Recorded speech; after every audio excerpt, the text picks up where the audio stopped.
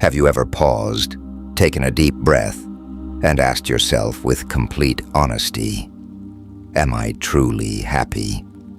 Not happy for a photo, not happy for social media, but happy when no one is watching, when silence accompanies you and it's just you with yourself. If that question makes you uncomfortable, stay, because what you're going to hear today may change the way you see your life, and above all, the way you treat yourself. Today I want to reveal something to you that nobody teaches, but that can transform how you wake up every morning. Happiness is not found, it is built. It doesn't arrive when everything gets better. It doesn't appear when the past heals. It doesn't fall from the sky. Happiness is a way of walking, even when the path is not perfect. Stay until the end, because I am going to share with you 5 deep, human, and achievable habits that can help you stop surviving and start living with purpose, with peace, and with meaning. What if the real problem is not that you're missing something, but that you're carrying too much inside? What if you don't need more strength, but less weight? If you've ever felt like you do a lot but feel little, that your life moves forward, but inside you remain behind, this video is for you. Today you're going to understand why you don't feel fully happy, even though everything apparently looks fine, and what you can start doing from today to change it. I promise you that if you make it to the end, you'll see your life from a different angle.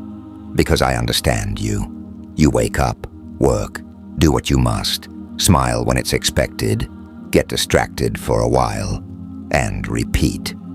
And even though everything seems fine, there is a silent voice inside you that whispers, something's missing. This can't be everything. I understand you because I went through it too. Because you're not looking for a perfect life. You're looking for a real life, a life that feels like yours. And this is where everything changes. What stops your peace is not what you lack. It's what you carry inside. Fear, anxiety, expectations, the pressure of being who you think you must be instead of who you truly are. Today I'm not going to tell you how to fix your life. I'm going to show you how to start living in it. Habit 1. Learn to enjoy what you already have. We live obsessed with what's missing. The money that hasn't arrived yet.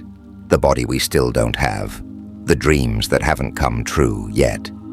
The problem is that while you wait for what's next, you miss what already is. How many times have you achieved something you wanted, only to then focus on what's next?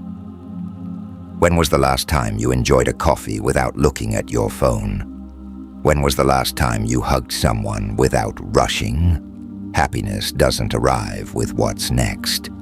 It arrives when you learn to appreciate what already surrounds you. Start with something simple.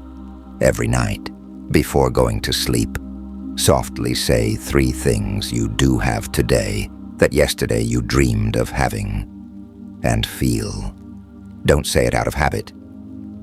Truly feel that in your present there are things worthy of your gratitude. Because when you learn to enjoy what you have, life stops being a race and becomes a journey. Habit 2. Let go of what you cannot control. Nothing drains you more than trying to control what simply isn't in your hands. What others think, what someone feels about you, what could have been and wasn't. The pace of results. The more you try to control the external, the more your internal world contracts. True power lies in accepting and redirecting. Accepting that there are things that will happen, even if you don't want them to, and focusing your energy on the only thing you can actually influence. Your decisions, your attitude, your actions. Imagine this. You have 2 boxes in front of you. One says, things that depend on me, and the other, things that don't depend on me. Every time something worries you, ask yourself, which box does it fall into? And if it falls into the second one, take a deep breath and let it go. Because letting go is not giving up. Letting go is freeing yourself. Habit 3. Take care of your mind the way you take care of your body. Your mind is your home, where you live even when you're surrounded by people. Do you give it rest? Do you give it silence? Or do you fill it every minute with stimuli, notifications, and noise? An overloaded mind cannot be happy, even if life is good.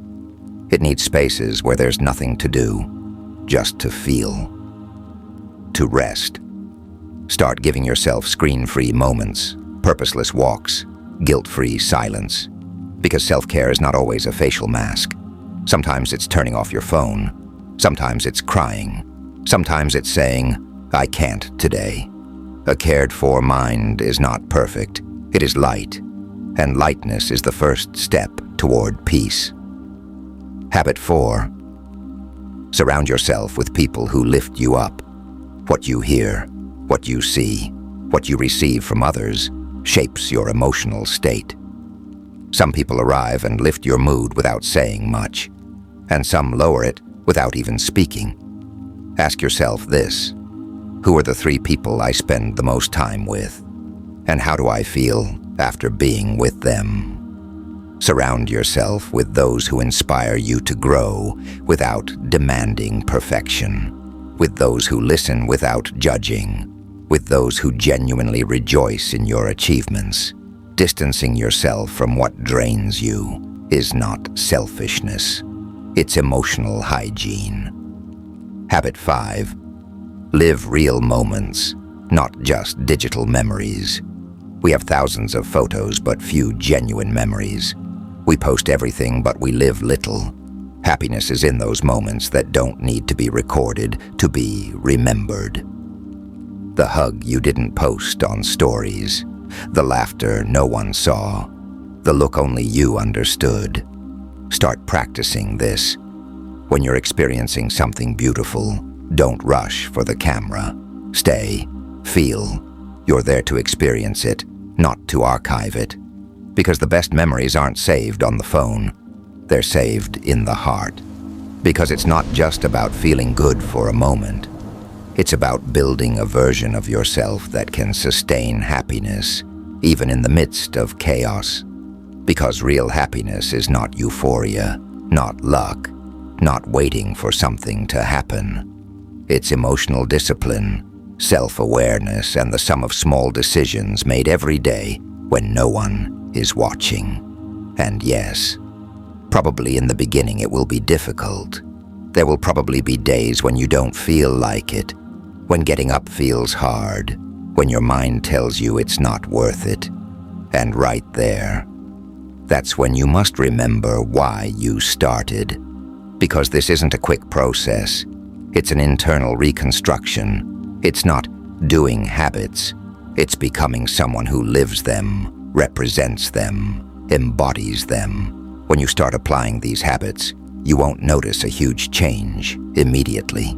It will be silent, like a seed beneath the earth, that no one sees but is growing, until one day you realize that you no longer react the same, that what affected you before no longer affects you, that you no longer need approval, that you no longer run after what you used to chase, because happiness stopped being a goal and became your natural state. And when that happens, it's not that everything is fine. It's that you are fine on the inside, even when everything outside is moving. And that is emotional freedom. That is maturity. That is evolution. And you will realize something powerful, that real happiness doesn't come when you get more things, but when you stop carrying the ones that weighed you down. Because maybe it wasn't that you lacked something to be happy. It was that you had too much noise, rush, comparison, guilt. So listen carefully. If today you are struggling, if the process feels slow, if you're wondering if it's worth it, it's not that you're doing it wrong. It's that you're unlearning years of self-sabotage. You're reprogramming beliefs. You're breaking cycles that generations before you never broke. And that takes time. That requires courage. That is real growth. That's why every time you doubt, come back to this. Your routine doesn't have to be perfect. Your process doesn't have to be fast. It just has to be consistent. Because even the smallest step, repeated with intention, opens doors that force could never open. Happiness is not having a perfect life. It's building a conscious life. A life where you choose what adds to you, what takes from you, and what pushes you forward. If what you've heard moved something inside you, subscribe. Not for me, for you. Because if this message resonated with you, it's because you're ready for something bigger.